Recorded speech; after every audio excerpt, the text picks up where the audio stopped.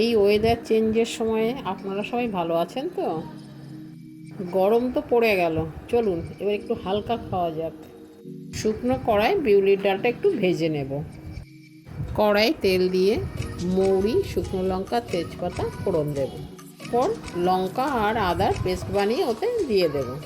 এরপর হিং ফোড়ন দিয়ে সিদ্ধ করে রাখা ডালটা দিয়ে দেব। বিউলির ডালটাতে একটু লাল লাল টাইপের, তো ভেজে নেওয়ার ফলে ওই লাল লাল ভাবটা আর থাকে না, স্বাদটাও একটু অন্য রকম লাগে। এবার এতে একটু জল দেব। এবার ফুটতে থাক, চলুন ততক্ষণ একটা মশলা বানিয়ে নিই। মৌরি আর তেজপাতা দিয়ে একটা পেস্ট বানিয়ে নেব। ওই পেস্টটার মধ্যে ধনে, জিরে আর সামান্য হলুদ মিশিয়ে নেব। ডালটা ফুটে উঠেছে, এবার ওই মশলাটা দিয়ে দেব।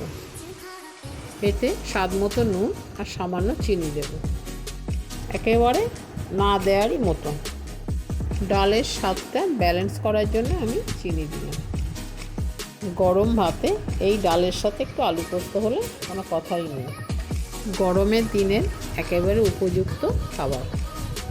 ডালটা হয়েই গেছে, এবার হিং দিয়ে নামিয়ে নেব। হিঙের গন্ধ ছাড়া বিউলির ডালের তো কোনো মজাই নেই, তাই না? এই সহজ রান্নাটা কেমন লাগলো জানাতে কিন্তু ভুলবেন না। দেখা হচ্ছে পরের ভিডিওতে।